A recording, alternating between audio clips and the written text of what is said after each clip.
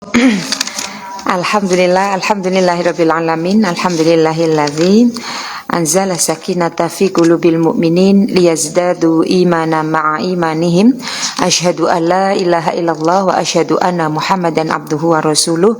Allahumma shalli ala Muhammad wa ala ali Muhammad kama shallaita ala Ibrahim wa ala ali Ibrahim wa barik ala Muhammad wa ala ali Muhammad kama barakta ala Ibrahim wa ala ali Ibrahim fil alamin innaka Hamidum Majid.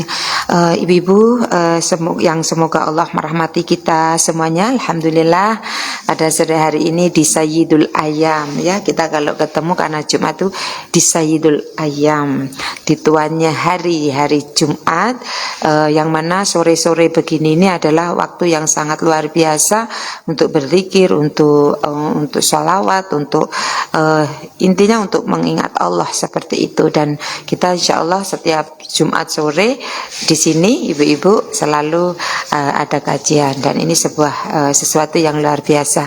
Ibu-ibu, untuk menambah keberkahan sore hari ini pertemuan kita, marilah kita buka dengan Ummul Kitab. Nanti dilanjutkan kita tilawah. Monggo. A'udzu billahi minasyaitonir rajim. Bismillahirrahmanirrahim. Alhamdulillahi rabbil alamin. Ar-Rahmanir-Rahim. Maliki yaumiddin. Iyyaka na'budu wa iyyaka nasta'in. Ihdinas siratal mustaqim. Siratal ladzina an'amta 'alaihim ghairil maghdubi 'alaihim waladdallin.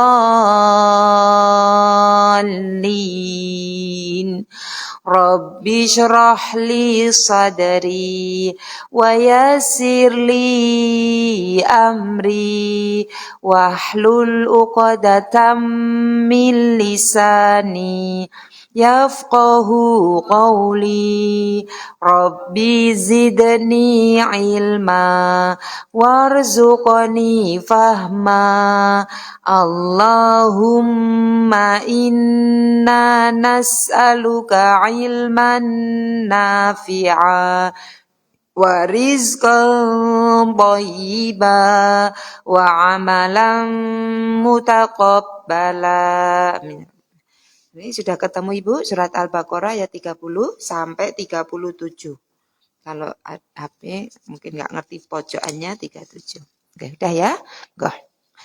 A'udzu billahi minasyaitonir rajim. Bismillahirrahmanirrahim. Wa idh qala rabbuka lil malaikati inni ja'ilun fil ardi khalifah. Qalu ataj'alu fiha man yufsidu fiha wa yasfiku dima. Wa nahnu nusabbihu bihamdika wa nuqaddisu lak. Qala inni a'lamu ma la ta'lamun. Wa 'allama Adamal asma'a kullaha thumma 'aradahum 'alal malaikah. Thumma 'aradahum 'alal malaikati faqala anbi'uni bi asma'i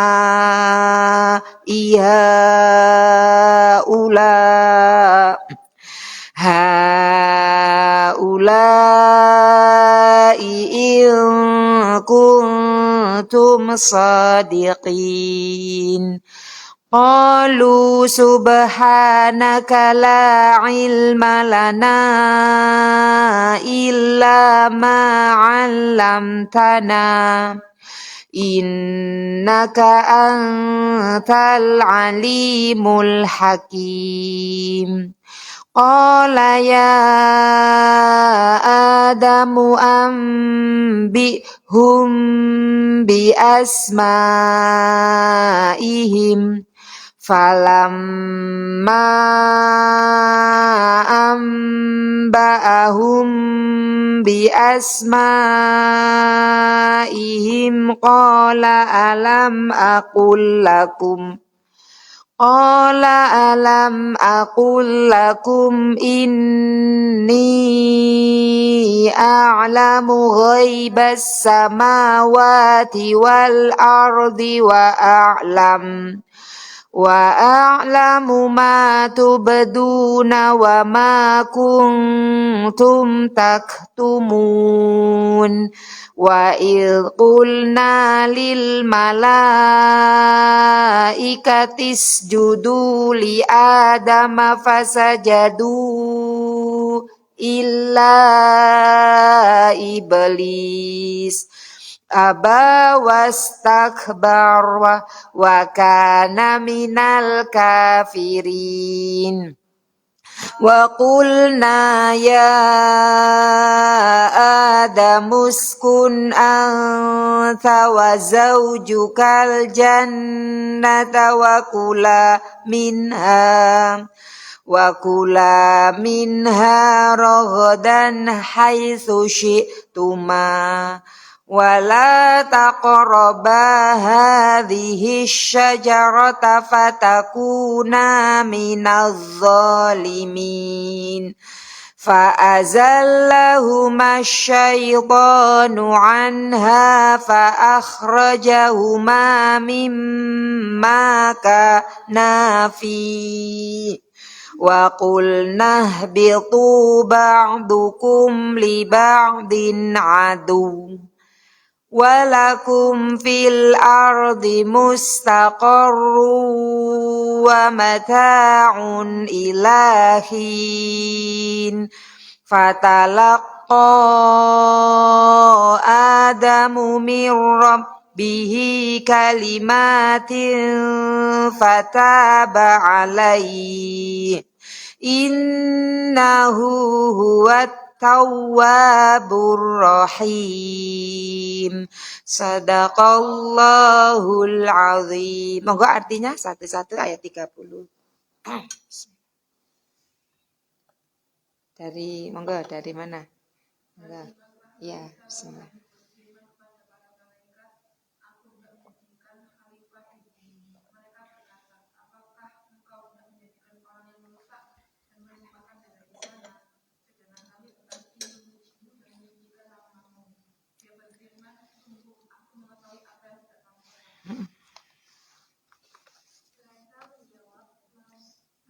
Dan dia ajarkan 31.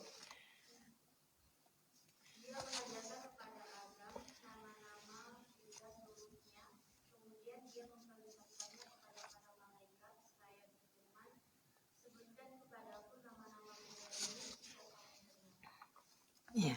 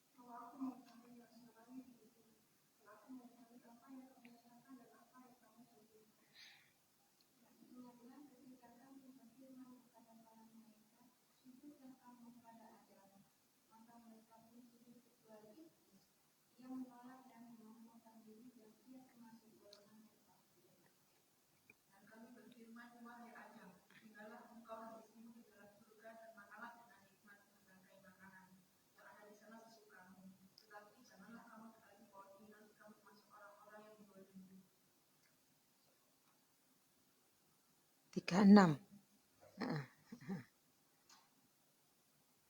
36.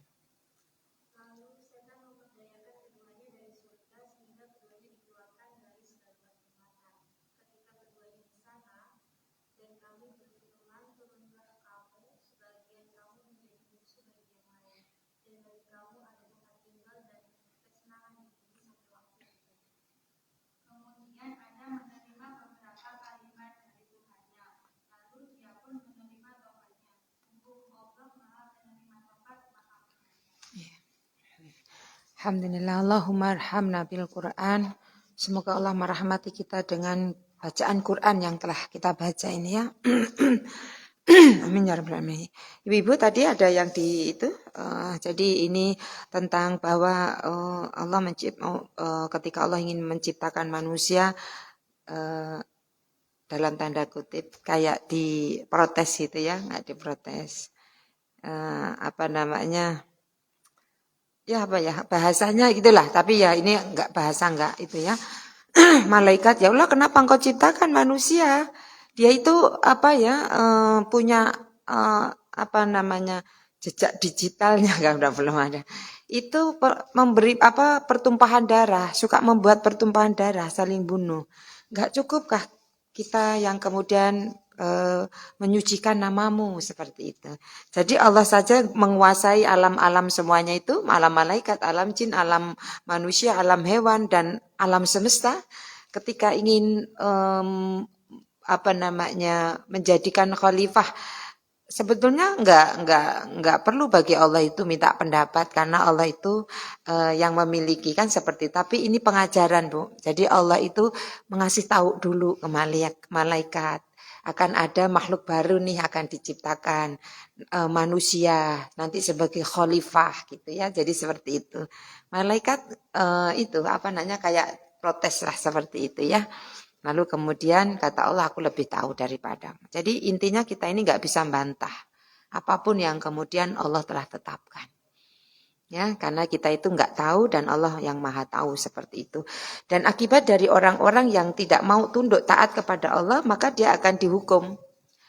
Baik itu Nabi Adam maupun kemudian iblis seperti itu, maka hukumannya adalah turun dari surga. Itu sebuah hukuman. Seperti itu. Tetapi nanti ada dua model makhluk. Nabi Adam ketika kemudian bersalah lalu kemudian dia menerima kalimat taubat.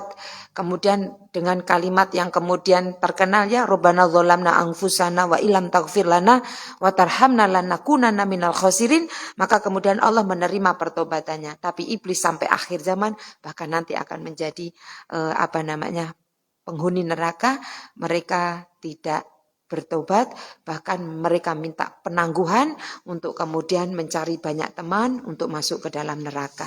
Ya, dan penyakit pertama yang kemudian nenek moyangnya penyakit itu adalah kesombongan.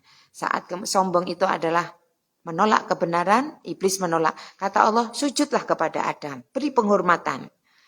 Dia menolak perintah Allah, menolak kebenaran dan merendahkan ana khairum minha, aku lebih baik daripada Adam. Aku dari api, dia dari tanah. Nah, makanya sombong itu kata Nabi menolak kebenaran dan merendahkan orang lain. Ini penyakit apa namanya pertama ya yang kemudian menjadikan sebab dia akan melakukan banyak hal keburukan. Oke, ini yang dari kita baca tadi Bu, kita akan memasuki ke hadis arba'in kita, masih yang nomor 2, nanti akan beberapa kali pertemuan karena saya mengatakan kemarin, masih ingat nggak Bu kemarin kita bicara dalil apa hadis arba'in yang nomor 2 itu tentang apa?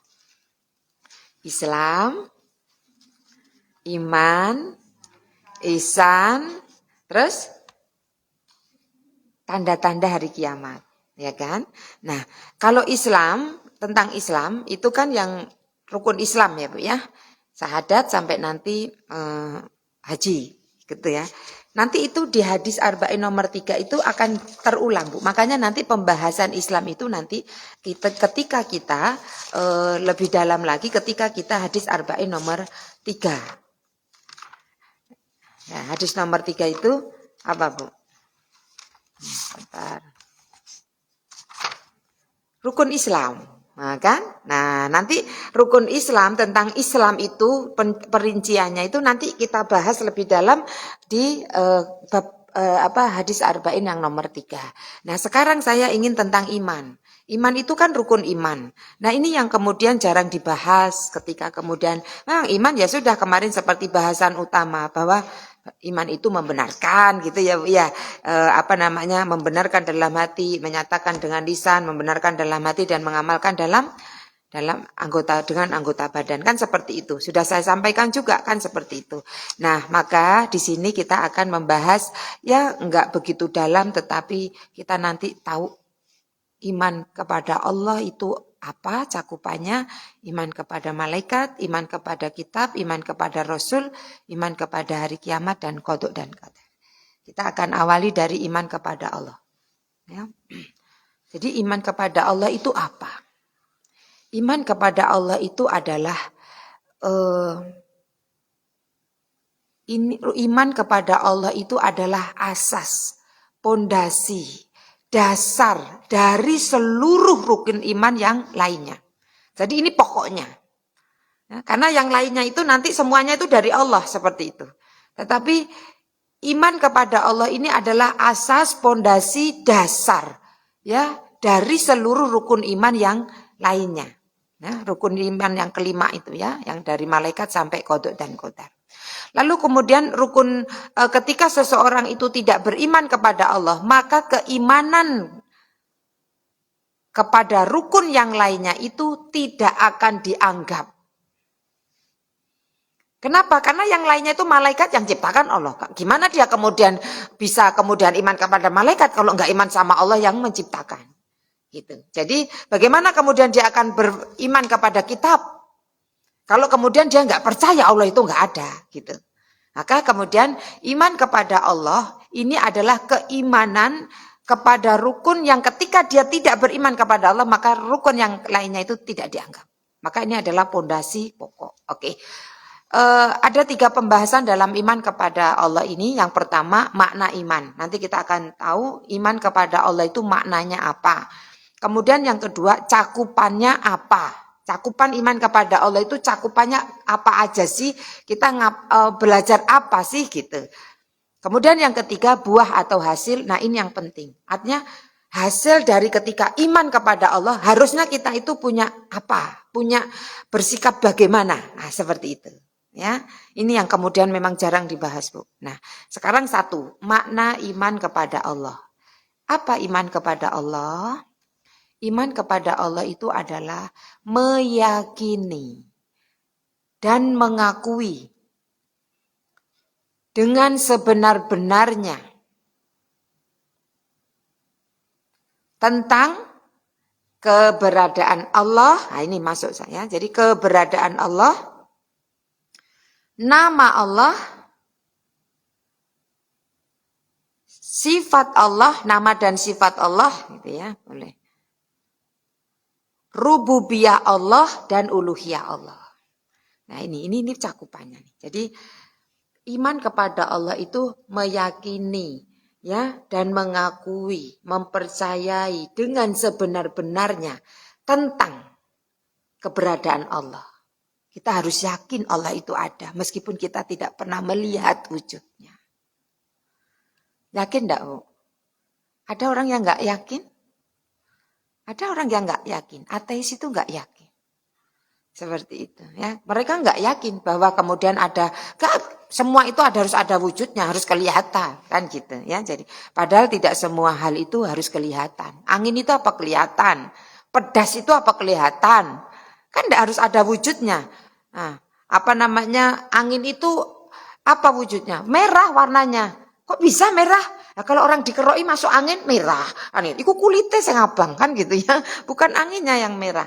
Nggak ada, kadang itu nggak ada wujudnya, nggak ada bentuknya kayak apa gitu ya.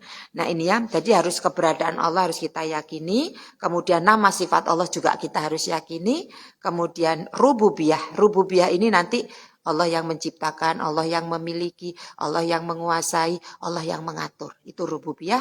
Kemudian uluhiyah, ini adalah Allah yang kita harus meyakini tentang bahwa satu-satunya zat yang harus disembah, yang pantas, yang berhak disembah itu hanya Allah. Itu uluhiyah. Nah ini ya, jadi ada beberapa cakupan. Oke, sekarang cakupannya iman kepada Allah. Tadi kan ada 3 pembahasan kan, makna sudah kita sebutkan ya. Kemudian yang kedua cakupan. Nah sekarang cakupan iman kepada Allah itu yang pertama tadi mengimani keberadaan. Ini kita akan bahas ya. Oke, jadi keberadaan ini artinya kita harus ngakui, meyakini bahwa Allah itu ada. Meskipun kita nggak melihat, saya tadi bilang ya, meskipun kita tidak bisa meraba, kan gitu. Karena memang sesuatu itu sesuatu yang tidak bisa dilihat dan diraba, belum tentu sesuatu itu tidak ada, gitu ya. Jadi itu tadi sudah saya sampaikan ya. Kayak contohnya akal juga ya. Akal itu apa bisa dilihat? Bisa dilihat Bu akal? Enggak kan? Yang bisa dilihat itu otak. Kalau akalnya enggak bisa dilihat. Tetapi bisa dirasakan kalau orang ini berakal gitu. Ya enggak? Iya kan? Seperti itu. Nah, jadi tapi kita juga kadang itu enggak bisa enggak bisa meraba akal itu kayak apa. Tapi bisa dirasakan keberadaannya gitu. Nah, kalau Allah itu bukti keberadaan Allah itu satu bukti fitrah. Ya. Jadi keberadaan Allah itu ada, itu yang pertama bukti fitrah aja. Maksudnya apa fitrah itu? Semua orang itu bisa memikirkan lah seperti itu. Setiap manusia disadari atau tidak disadari, maka dia pasti ada dalam dirinya itu kecenderungan pengakuan terhadap adanya sesuatu di luar dirinya itu yang kemudian bersifat supranatural. Ya kan Bu ya?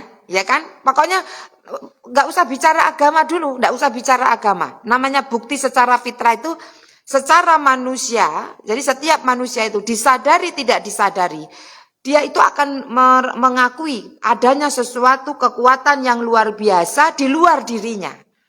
Ya, kalau orang bilang itu kekuatan supranatural. Ya, yang memiliki kekuatan dan kecenderungan kepada semua hal seperti itu ya. Jadi seperti ini. Nah, ini kemudian bersifat naluri. Orang itu ngerti, kan gitu ya. Nah, itu tanpa perlu belajar, berpikir. Coba saya tanya, Bu. Orang ateis yang tidak ngaku Tuhan, ketika dia di dalam pesawat, pesawatnya turbulensi. Apa namanya, kayak ada sesuatu yang ya turbulensi lah, yang panik semuanya. Kira-kira orang ateis itu akan menyebut apa? Dia nggak ngaku Tuhan, tetapi secara otomatis dia akan menyebut, oh my God, God. Karena apa? Karena fitrahnya itu kita itu sudah bersahadat di dalam surat Al-A'raf 172 itu. Kata Allah, qalu syahidna. Ya, katanya apa namanya? Alastu birabbikum. Kita bilang dulu, qalu bala syahidna. Iya ya Allah, aku mengakui bahwa aku menyaksikan engkau adalah Tuhanku. Ngakui semua. Yang sekarang orang-orang di luar Islam, iya. Makanya kulu mauludin yuladun alal fitrah. Setiap bayi yang lahir itu dia fitrah. Orang tuanya lah yang menjadikan dia Yahudi, Nasrani atau Majusi. Islam nggak ada di situ di bahasa, karena memang semuanya itu berserah diri, ngakui. Bala syahidna gitu ya. Jadi secara fitrah seseorang itu ngakui ada kekuatan di luar dirinya. Ya kok iso sampai gini, kadang mengalami pengalaman, ya Allah gak ngerti wis.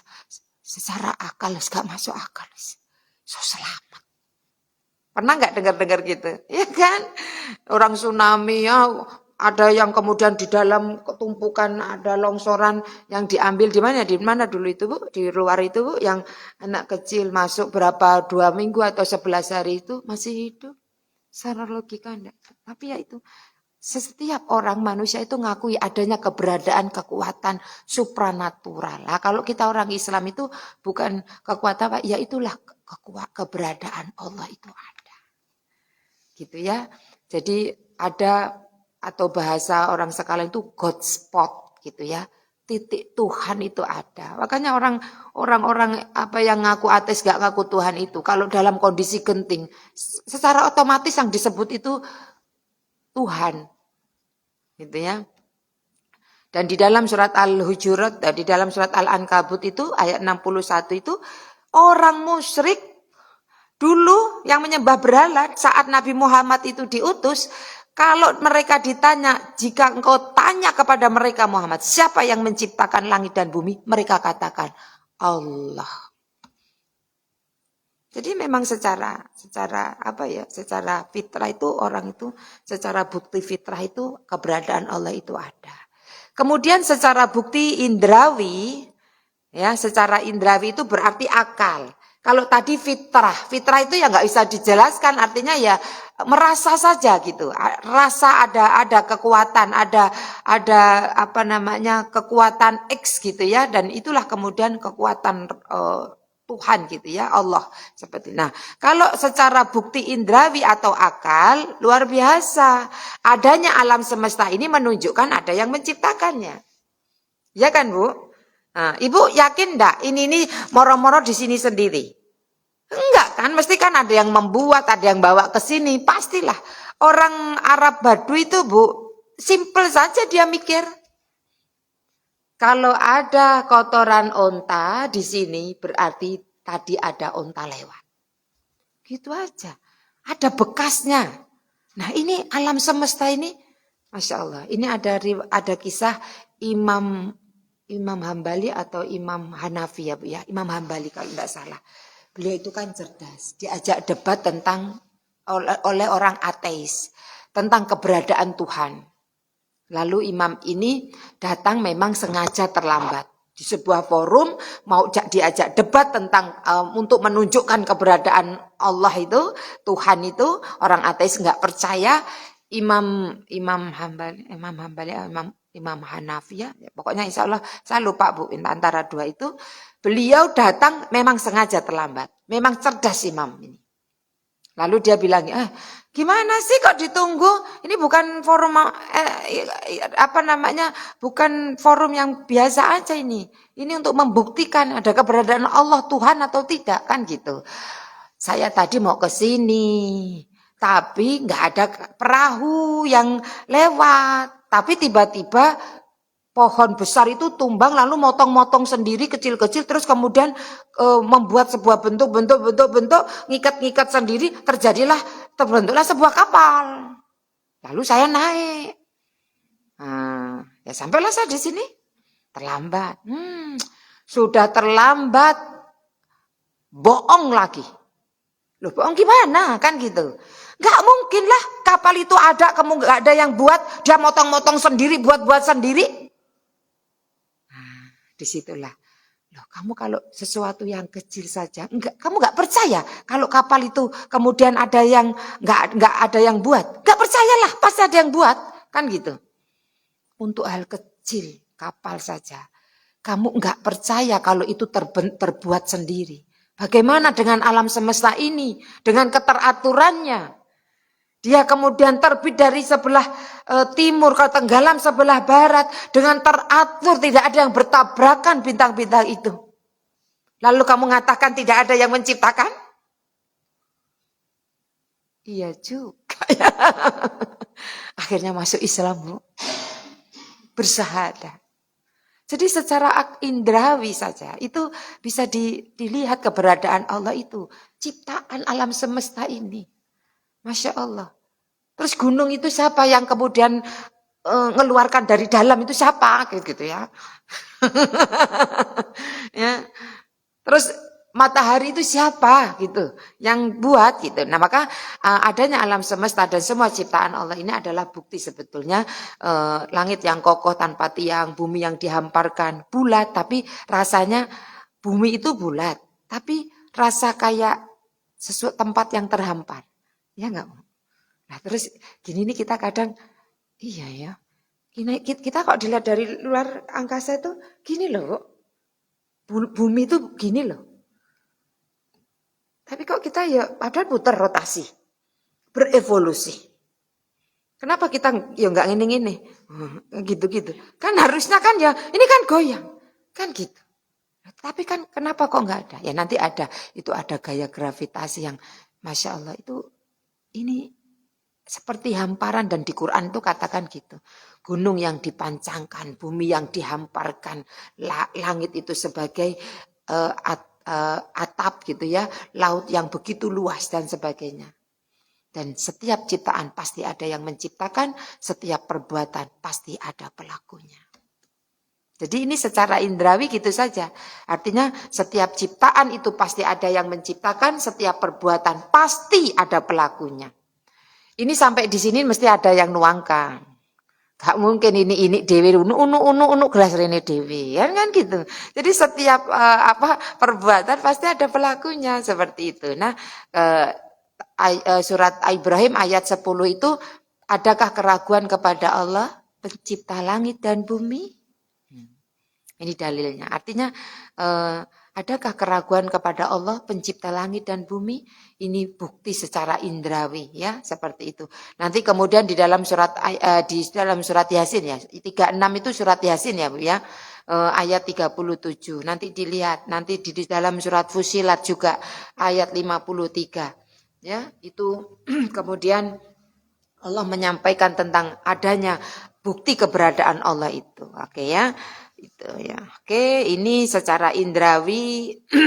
Oh ya, Abu Hanifah Bu ya. Jadi Imam Abu Hanifah ya. Oke. Kemudian adanya firman Allah Subhanahu wa taala. Kitab ini juga sebuah bukti bahwa adanya Allah.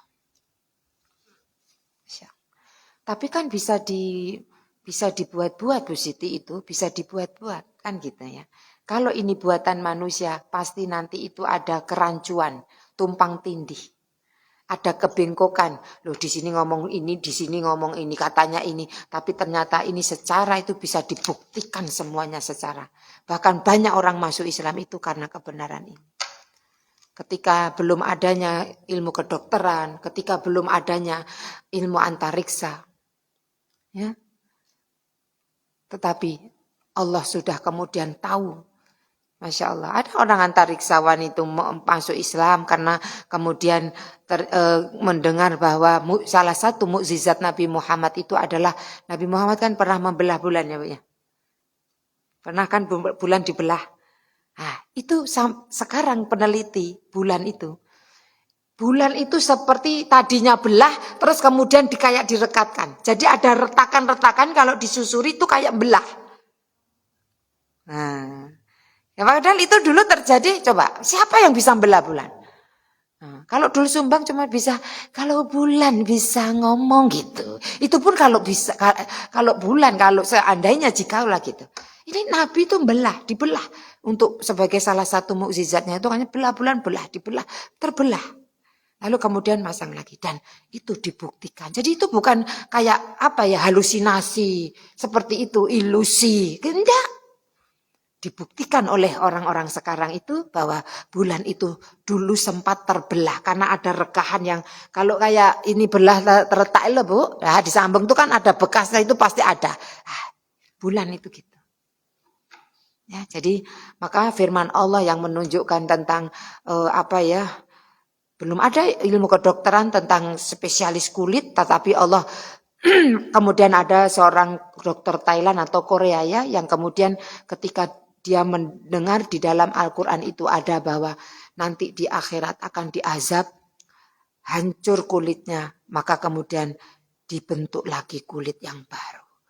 Hancur lagi bentuk, karena disitulah dia merasakan masuk Islam.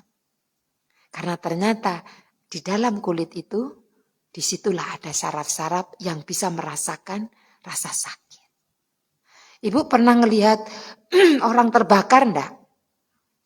Yang kemudian sampai kulitnya terus kemudian tinggal putih, kulitnya itu yang tinggal putih gitu itu.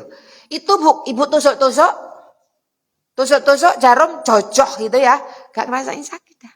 Karena ada saraf yang di situ itu yang sudah, jadi di bawah kulit atau di mana itu kalau sudah kena di tempatnya saraf itu, dia misalkan terbakar, di situ tidak akan merasakan sakit. Tapi dengan ayat itu yang Allah berfirman, karena Allah yang ciptakan manusia. Allah itu yang menciptakan manusia, jadi ngerti gitu. Dan itulah kemudian ini mukjizat yang bisa dibuktikan dengan ilmu yang paling mutakhir, bahkan yang di sini belum bisa ada yang membuktikan. Artinya ada yang belum bisa dibuktikan gitu loh ya. Jadi kalau kemudian kita pernah dengar kenapa laki-laki tidak boleh pakai cincin emas gitu kan? Ya kan Bu?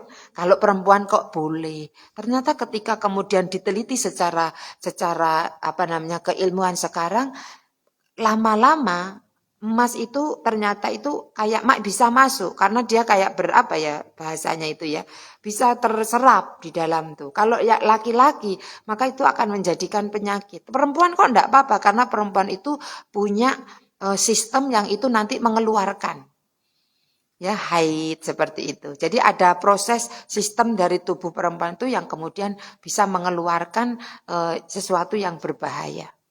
Nah itu kayak gitu. Kenapa kok minum sambil duduk?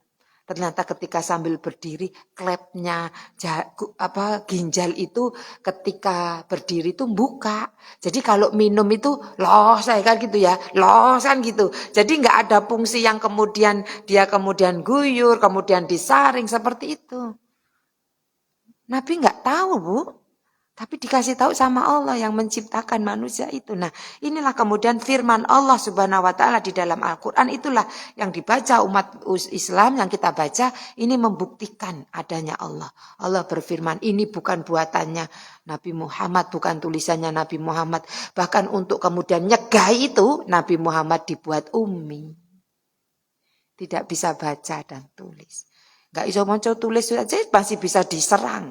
Alah itu buat-buatan nih Nabi Muhammad katanya. Coba bayangkan. Padahal itu sudah digitukan. Udah gak bisa baca tulis supaya nanti nyegahi. Nah seperti itu. Dan ternyata kalau kamu gak percaya. Buatlah satu surat, satu ayat yang semisal. Kamu tidak akan bisa dan pasti kamu tidak akan bisa. Kata Allah. Ya, jadi gak ada yang bisa menyamai. Oke, kemudian adanya sistem yang teratur di alam semesta ini, keteraturan sistem tata surya dan kehidupan, juga sistem tubuh kita ini Bu. Coba bayangkan, kita pernah nggak mikir, jantung itu kan ada di dalam tubuh kita ya. Paru-paru juga. Kemudian ketika kita itu tidur, tapi jantung, paru-paru itu bekerja secara otomatis. Siapa yang menggerakkan? Siapa yang kemudian memompakan itu? Jadi sistem yang teratur, sistem tata surya yang teratur, sistem dalam tubuh kita yang teratur itu, yang itu kemudian membuktikan ada kekuatan lain yang mengatur ini semua. Ya, kalau dalam ungkapan itu gini, man rofa'a nafsahu faqad rofa'a robbahu.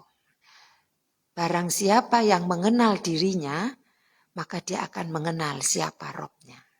Kalau dia mau jujur, iya ya, jantung berdetak. Ibu pernah nafas itu, ibu sadar enggak? Ketika ibu nafas menghirup oksigen, mengeluarkan oksigen itu, ibu sadar enggak? Sadar enggak Bu? Ya enggak banyak enggak sadarnya Bu. Ibu gini aja ketok iya menengahin delok saya itu aja ibu enggak sadar tadi ngendang kepis itu juga enggak kita bayangkan kita kalau ngitur nafas kita harus bernafas menghirup itu kita ngitung ini enggak iso mikir sing liyane. Ya kan? Itu secara otomatis. Bayangkan. Kita ngedipkan mata, pernah Ibu kemudian ngitung kedipan mata kita sehari itu berapa bahasanya itu. Kan beda kan hari ini sama kemarin sama esok itu kan beda ya. Kerosor kalau kelilipan aja gitu. Waduh perih kan itu kedik-kedik gitu ya. Kelebon laki-laki itulah. Tapi kan sehari-hari kita itu secara otomatis mata kita itu mengedipkan untuk apa? Untuk mengatur kelembapan. Masya Allah. Nah ini jadi sistem yang begitu teratur itu menunjukkan bukti bahwa ada yang mengatur. Itulah Rob. Rob itu yang mengatur. Ya, rububiyah itu nanti ya. Oke. Kemudian yang ketiga tadi yang pertama bukti fitrah, bukti secara fitrah. Ya, yang bisa dirasa manusia gitu. Kemudian yang kedua bukti indrawi atau akal. Yang ketiga bukti secara akal. Nakli itu dalil ya, bersumber kepada Al-Qur'an dan hadis gitu ya. Contohnya di dalam surat Al-Isra ayat 88. Katakanlah seandainya jika manusia dan jin berkumpul untuk membuat yang serupa dengan Al-Quran, mereka tidak akan dapat membuat yang serupa. Ini tantangan Allah dalam surat Al-Isra. Dan sampai detik ini tidak ada yang mampu membuat. Meskipun itu nanti jin manusia itu berkolaborasi gitu ya, bekerja sama untuk membuat. Maka kemudian kata Allah, tidak akan ada yang dapat membuat yang serupa dengan Al-Quran. Di dalam surat Al-A'raf ayat 54, sungguh Tuhanmu adalah Allah yang menciptakan langit dan bumi dalam 6 masa. Ini adalah bukti secara dalil. Ya, jadi seperti itu. Maka kemudian di sini bukti keberadaan Allah itu ada. Meskipun nanti Rasulullah itu melarang kita mentafakuri wujud dan bentuknya Allah. Kita nggak akan sanggup. Kita dilarang memikirkan tentang wujud dan bentuknya Allah. Yang disuruh berpikir itu adalah tentang ciptaan Allah. Dan jangan kamu berpikir tentang zat Allah. Jadi karena kalau kita berpikir tentang zat Allah, maka kemudian akal kita yang nggak akan sanggup, nah nanti jadi leng ya. Jadi ngomong-ngomong dewe, ngono ya. Nah itu ya, jadi gila ya gitu ya. Karena kita nggak akan sanggup, otak kita nggak akan sanggup untuk memikirkan tentang zat Allah. Allah itu punya tangannya Allah kayak apa ya? So kayak kita dah, masa kayak kita, kan gitu ya? Nggak usah. Allah itu punya wajah, karena Allah bilang. Nanti Allah itu akan orang-orang yang di dalam surga itu akan melihat wajah Allah. Gitu Bu. Jadi Allah itu nanti punya wajah. Tapi kayak apa wajah Allah kita nggak ada yang tahu. Nggak usah mikirkan zat Allah. Nggak usah mikirkan wujud dan bentuk Allah. Karena itu di luar akal kita. Nggak bisa. Allah merentangkan tangannya. Membuka tangannya. Membentangkan tangannya. Di waktu malam. Untuk kemudian menerima orang-orang yang berbuat dosa. Di waktu siang. Dan Allah membentangkan tangannya untuk menunggu orang-orang di waktu siang untuk menerima taubatnya orang-orang yang melakukan dosa dan kemaksiatan di malam hari. Nah, Allah punya tangan. Ya, seperti itu. Jadi ini harus kita percayai karena Nabi mengatakan seperti itu. Tapi tidak boleh kemudian kita memikirkan tentang wujud dan bentuk Allah. Yang disuruh mikir itu adalah ciptaan Allah. Ini mikir ciptaan Allah saja udah terbentuk tuh fakultas kedokteran, fakultas pertanian, ilmu tentang peternakan, tentang ekonomi. Itu dari mana? Dari sini. Ilmu akuntansi itu tentang catat-mencatat tuh. Di surat Al-Baqarah 282 itu ayat terpanjang di dalam Al-Quran. 1 halaman. Itu tentang menulis ketika ada hutang piutang. Jadi seperti itu. Jadi ini sumber ilmu. Kalau kita mau mikir saja, itu semua itu ada di sini. Ya, Masya Allah. Cuman kita kadang nggak mau memikirkan alam semesta ini ya. Sedikit sekali kita mikirkannya. Oke, kemudian itu cakupan yang pertama tentang keberadaan Allah. Kita sudah yakini dengan adanya bukti secara fitrah, bukti secara akal, bukti secara nakal gitu ya, secara indrawi maupun secara nas gitu. Itu kita sudah buktikan bahwa keberadaan Allah itu ada gitu ya. Tidak kita pungkiri bahwa Allah itu ada meskipun kita tidak bisa melihat dan merabanya. Lalu cakupan yang kedua, mengimani nama-nama dan sifat Allah. Ada orang yang tidak mengimani sifat ini. Katanya kok podo melihat, kan gitu. Jadi Allah itu melihat, tetapi melihatnya Allah dengan melihatnya kita itu berbeda. Ya, laisa kamislihi syai'un, tidak ada yang sama. Allah melihat, tapi beda dengan melihat kita. Allah itu maha melihat. Penglihatan kita terbatas enggak? Terbatas, sangat-sangat terbatas. Tetapi Allah tahu apa yang terjadi di atas langit, di atas langit, apa yang terjadi di bumi, apa yang terjadi di dalam bumi, apa yang terjadi di dalam lautan, itu Allah tahu semuanya. Ada berapa ikan yang ada di dalam lautan, Allah itu tahu. Jadi pengetahuan Allah beda dengan pengetahuan kita. Allah maha tahu. Maka kita harus mengimani nama-nama dan sifat Allah yang semuanya itu bersumber di dalam Al-Quran dan hadis. Jadi ini cakupan Bu, kalau kita iman kepada Allah, yakin Allah itu melihat kita. Sekarang Allah itu mengawasi kita lagi ngapa.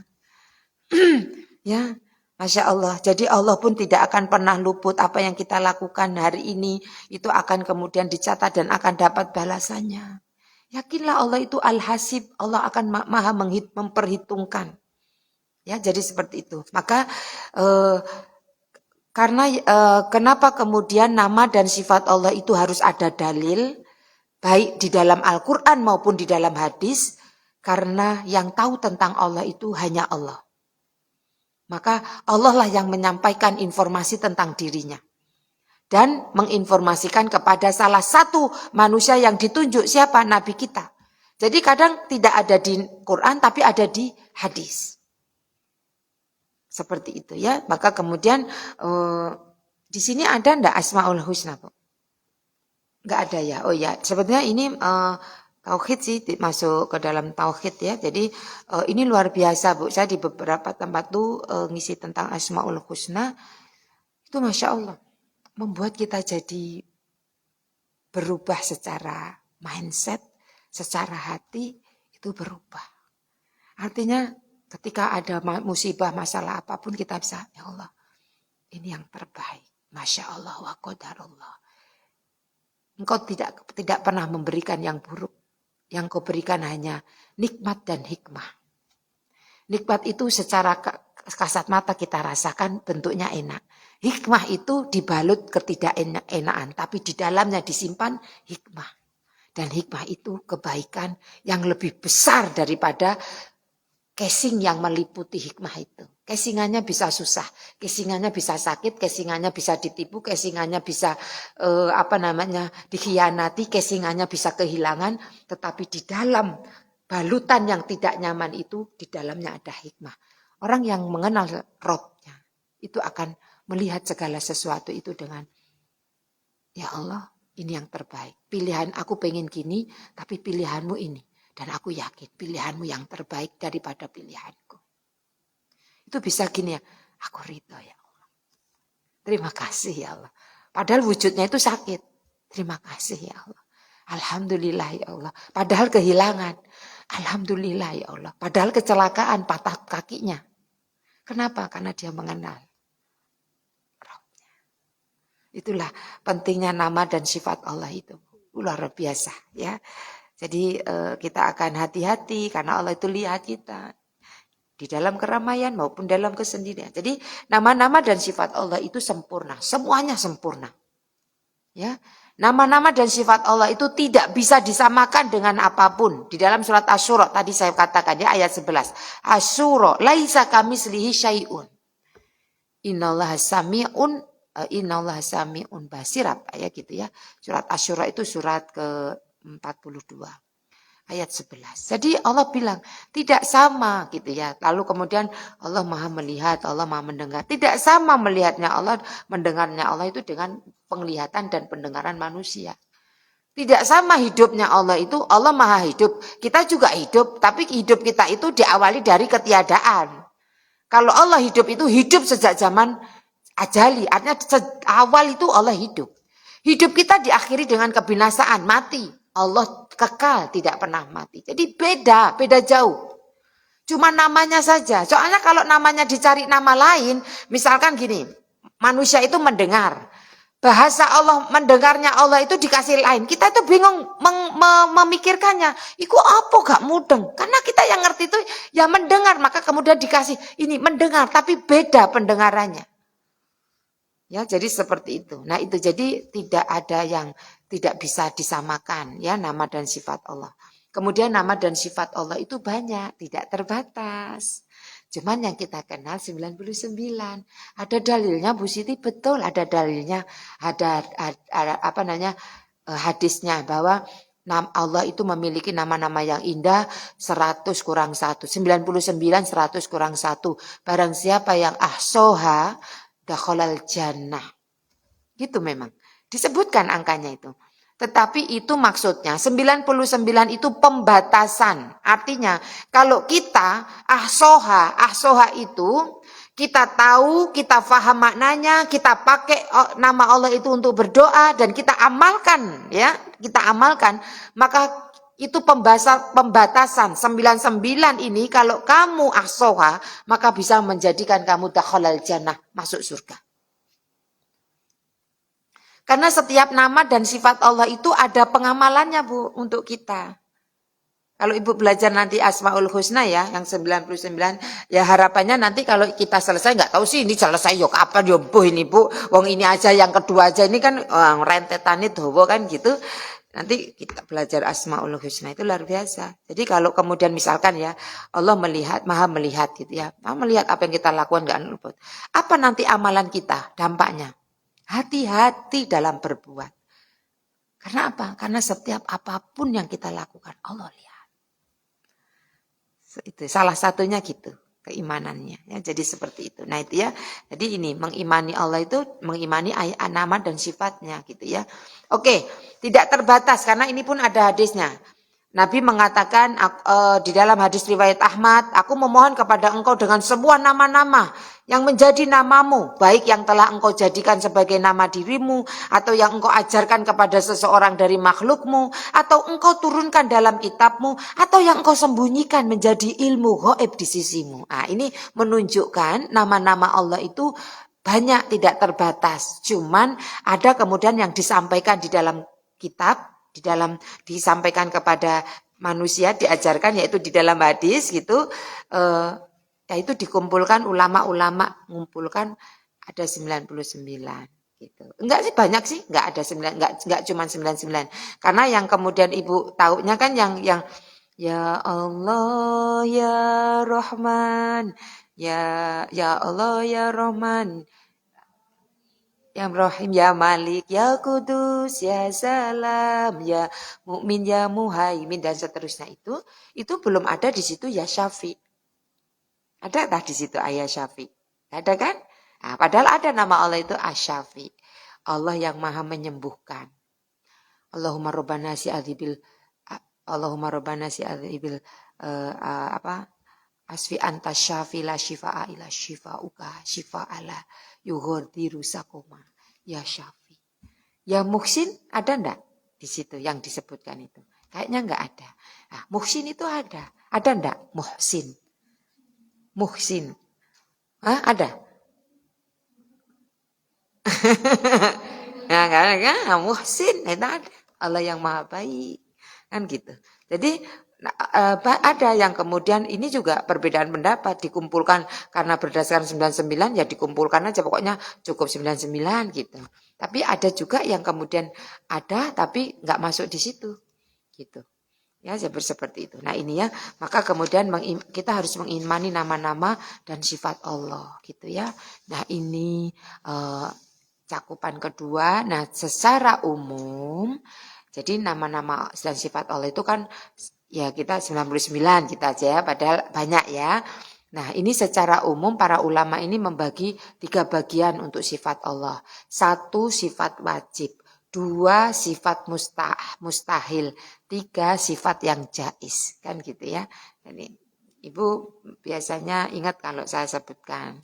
Ini sifat wajib Allah itu yang kita yang wujud kidam bako mukhalafatu lil hawadisi qiyamuhu binafsi wahdahniyah kudro iroda. Kan gitu ya, ilmu hayat itu. Nah itu sifat wajib, Bu. Jadi kalau orang mau ngaku Tuhan gitu ya, dan tidak ada yang nggak ada yang bisa memenuhi itu. Ini sifat wajibnya Allah itu ini 20 itu kata ulama. Ya, sifat wajib itu ada 20, yaitu wujud, ada, mesti harus ada. Allah Subhanahu wa taala itu zat yang ada, tidak diciptakan oleh siapapun, dari ada. Jadi surat Toha ayat 14. Itu Allah menyatakan dirinya, Bu. Surat Toha ayat 14. La ilaha illa ana. Lupa saya. Bentar. Surat Toha itu surat ke-20 ayat 14. Bentar. Ini pernyataan Allah sendiri bahwa aku itu adalah Allah gitu ya.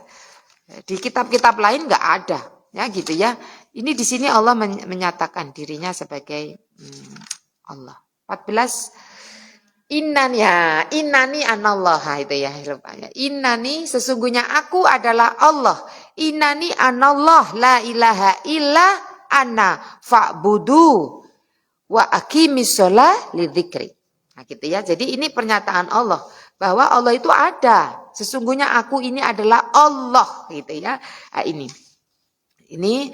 wujud ada, memang ada. Jadi wujud itu maksudnya ada, Bu, gitu ya. Kemudian yang kedua, terdahulu, awal. Allah Subhanahu wa taala itu adalah sang pencipta yang ada terlebih dahulu dari yang diciptakan. Jadi Allah itu ada sejak azali, zaman azali. Ya, seperti itu. Nah, kita ini adanya kapan? Ya, sesuai umur kita lah. Misalkan kita sekarang usianya 60 tahun, 61 tahun yang lalu, nama kita belum disebut, bentuk kita belum ada, wujud kita belum ada, itu kita. Tapi Allah itu sudah ada, sebelum semuanya ini ada. Ya, jadi nggak ada kemudian ini sifat wajib. Allah itu ini, kidam, awal, terdahulu, kan gitu ya. Ini dalilnya surat Al-Hadid ayat 3. Nanti dilihat ya, waktunya nggak cukup loh kan, udah jam 5. Ini udah. Ya lah, ini iman kepada Allah saja belum selesai ini. Terus bako, kekal, ya, bako itu kekal. Mana ada orang yang kekal? Maka ini sifat wajib Allah. Allah itu kekal. Allah Subhanahu wa taala adalah zat yang maha kekal, tidak akan pernah punah dan tidak akan pernah binasa. Ya. Jadi ini Allah kekal, baqo. Kemudian mukhalafatul lil hawadisi. Berbeda dengan sesuatu yang diciptakannya. Jadi enggak ada yang mirip. Jadi Allah itu, makanya kita nggak akan bisa membayangkan karena Allah itu berbeda dengan kita. Kita kan ngertinya bentuk menungso yo gini. Wong kita bentuknya jin yo gak ngerti.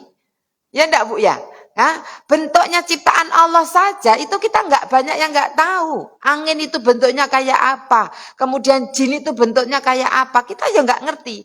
Maka kemudian mukhalafatul lil hawadisi ini adalah Allah itu khaliq. Kita ciptaannya semuanya itu adalah makhluk dan Allah berbeda dengan ciptaannya.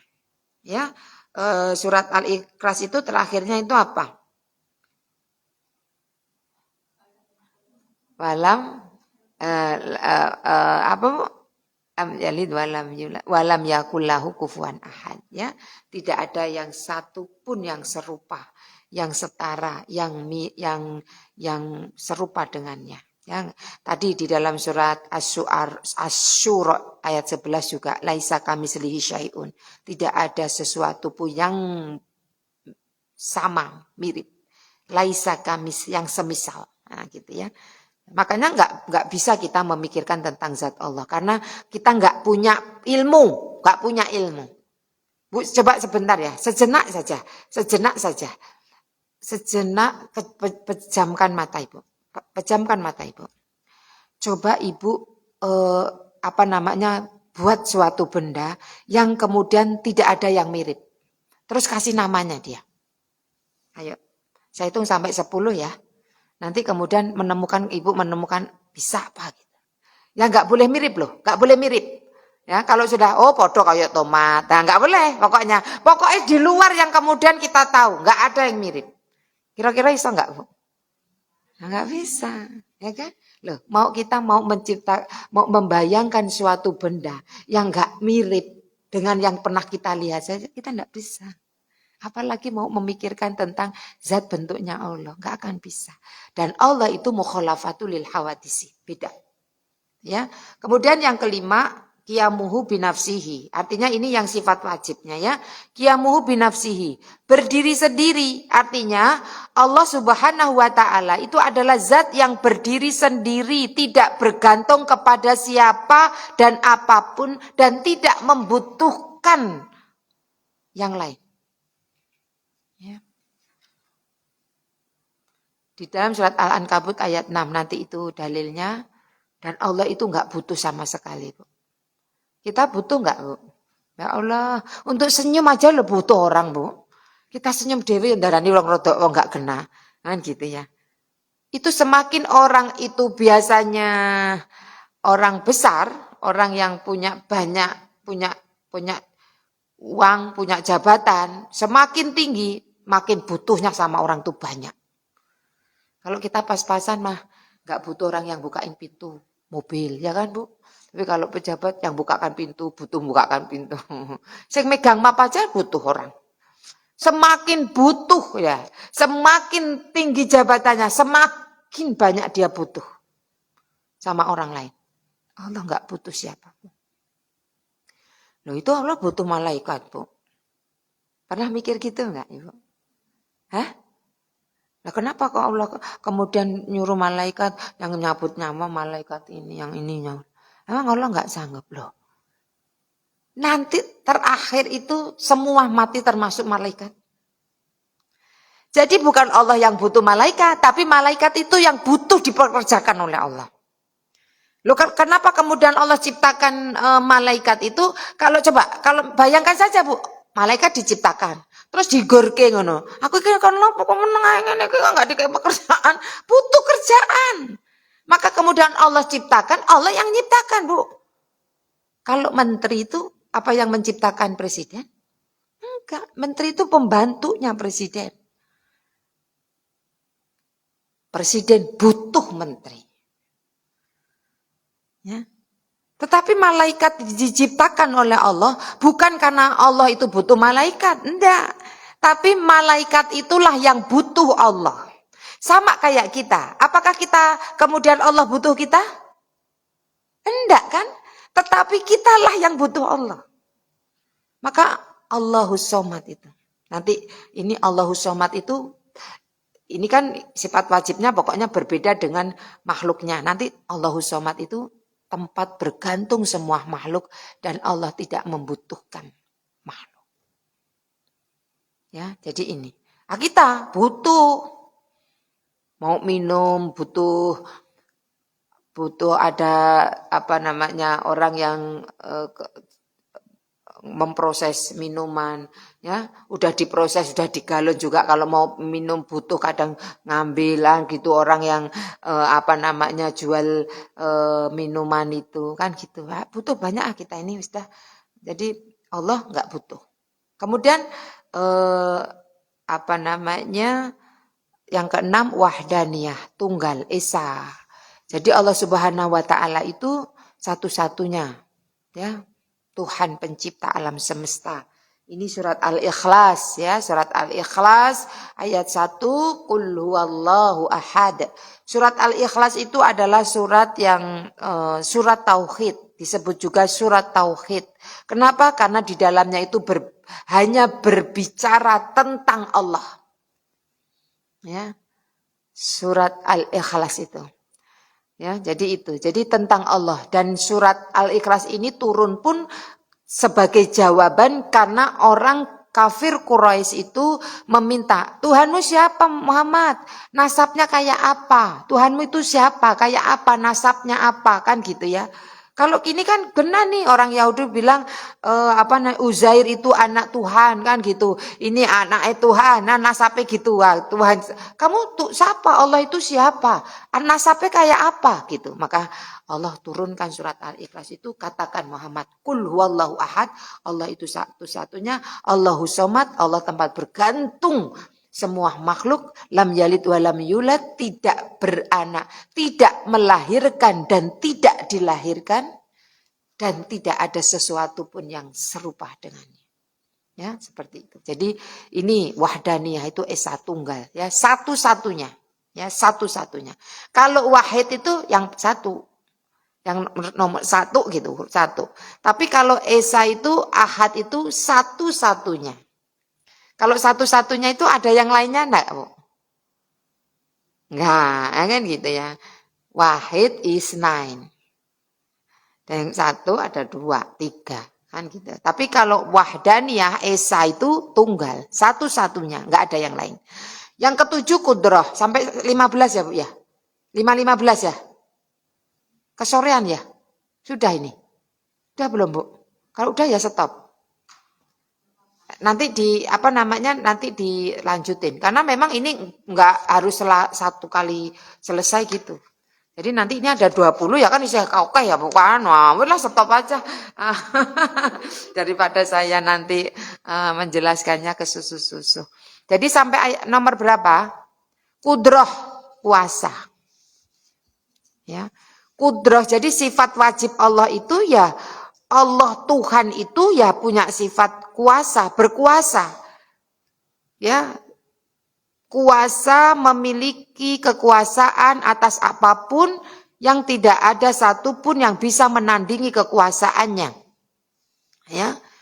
Jadi Allah itu ala kulli syai'in qadir.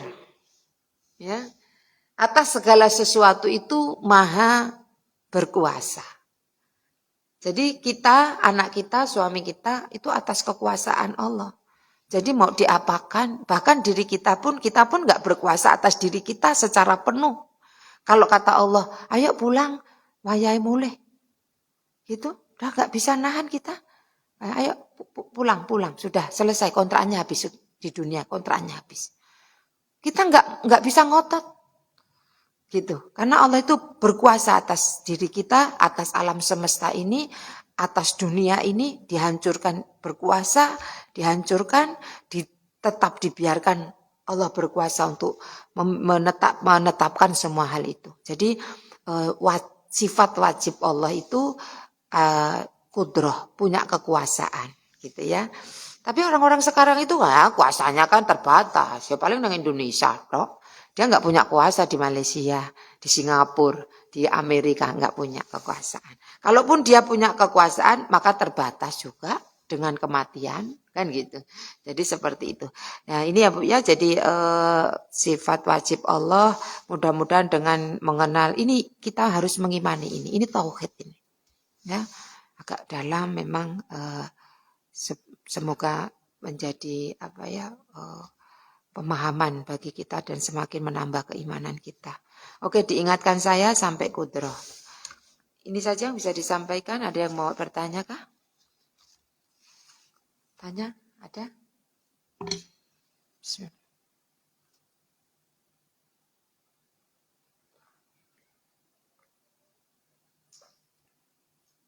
Pernyataan Allah ada di mana-mana, betul? Betul. Setuju dengan pernyataan Allah ada di mana-mana. Oh berarti ada di WC gitu ya. Jadi. Ayo. Nah, kan ini kan sebetulnya harus dipertanyakan.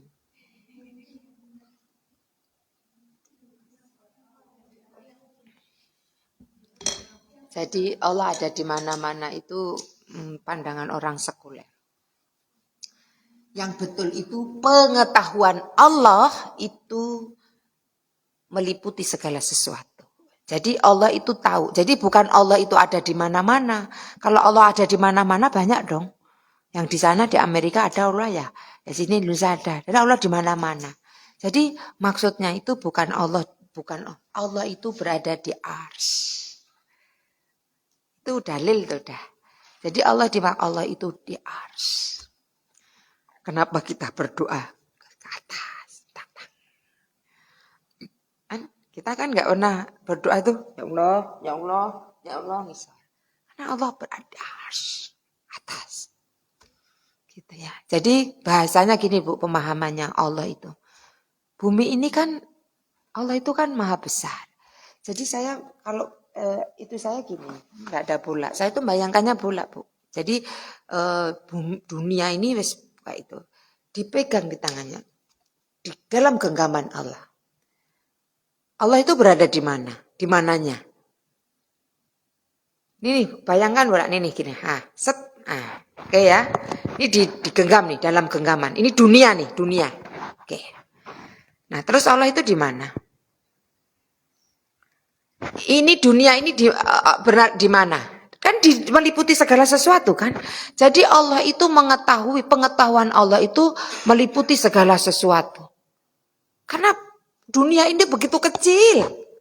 Jadi bayangkan aja bola yang transparan. Itu dunia. Terus dipegang. Jadi ngertilah semua yang terjadi gitu. Karena ini kecil banget. Ya Allah, jone bumi. Kan ya bumi ini kita itu kalau di aduh, kita naik pesawat aja, kapal yang gede kayaknya titik. Udah naik lagi, itu belum keluar langit itu. Belum keluar langit. Itu udah gak ketok, awan tok sing ketok, Bu. Keluar lagi, tinggi lagi. Sudah wis gak kelihatan apa-apa dah. Saya bayangkan kalau lagi umroh itu ya naik pesawat itu ya. Itu tingginya berapa kaki. Cuman lihat dari itu kita itu berada di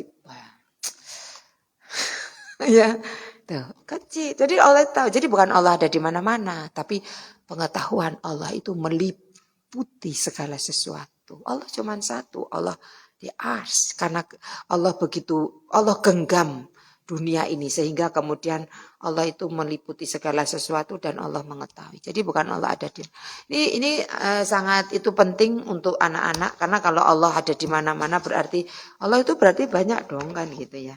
Ada di sana, ada di sini gitu. Ya, itu ya Bu ya. Mudah-mudahan semakin memahamkan kita lah tentang keimanan kita kepada Allah ya. Seperti itu. Oke, kalau tidak ada yang tanya kita tutup saja. Al-haqqu mir rabbik. Mohon maaf atas segala kesalahan. Kalau ada salah-salah pasti dari saya, kebenaran dari Allah. Kita tutup dengan doa kafaratul majlis. Subhanakallahumma wa bihamdika asyhadu an la ilaha illa anta astaghfiruka wa atubu ilaik. Billahi taufik wal hidayah. Assalamualaikum warahmatullahi wabarakatuh.